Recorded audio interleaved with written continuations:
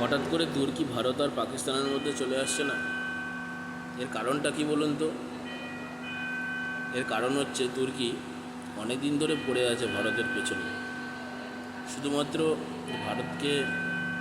ভারতের বিরুদ্ধে যাবে বলেই যে তা না, এর রুটটা অনেক সুদূর প্রসারী এবং অনেক পেছনের। সেটা হলো ইসলাম ধর্মের যে সমস্ত ধর্মীয় স্থানগুলো আছে তা বেশিরভাগই সৌদি আরবে, যার প্রধান দুইটি তীর্থ যে ইসলাম ধর্মানুসারীদের, সেটা হচ্ছে মক্কা আর মদিনা, সেটা সৌদি আরবে আছে। সৌদি আরবই পুরো ইসলামিক ওয়ার্ল্ডকে রিপ্রেজেন্ট করে এই মুহূর্তে। কিন্তু তুরস্কের যে বর্তমান প্রেসিডেন্ট আছে এরদোয়ান, উনি চাইছে সৌদি আরব সব কিছুতেই ইসলামিক মাসিয়া হয়ে যাচ্ছে, আমরা কেন হতে পারবো না? তুরস্কের দুর্বলতাটা কোথায়? তুরস্কে তো সব আছে, কেন তুরস্ক সেই জায়গাটা নিতে পারবে না?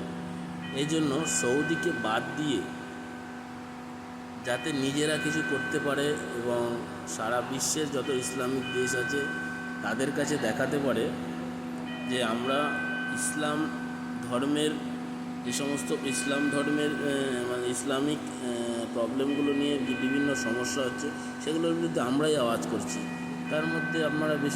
তার মধ্যে বিশেষ প্রবলেম হচ্ছে ওদের ভারতের কাশ্মীরের প্রবলেমটা। কিছু না কিছুদিন চারাই ওরা উস্কানি দেয় ভারতকে, মানে তুরস্ক প্রশাসন থেকে উস্কানি দেওয়া হয়, কাশ্মীরেরা ঠিক করছে না, কাশ্মীরে এই প্রবলেম হচ্ছে, কাশ্মীরের স্থানীয় লোকেদের উপর জোর জুলুম অত্যাচার করা হচ্ছে, এই ধরনের বিভিন্ন এজেন্ডা আছে ওদের, সেগুলো এটা একটা রিজন।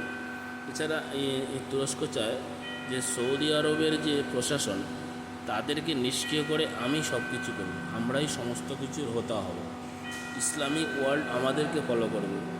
সেই জন্য দেখবেন ওখানে চার্চ ছিল, চার্চটা অনেক একটা পুরনো একটা চার্চ ছিল, সেটা মানে তুরস্ক প্রশাসনের যে বর্তমান সরকার আছে তিনি ওই চার্চটা ভেঙে ওখানে একটা মসজিদ তৈরি করে।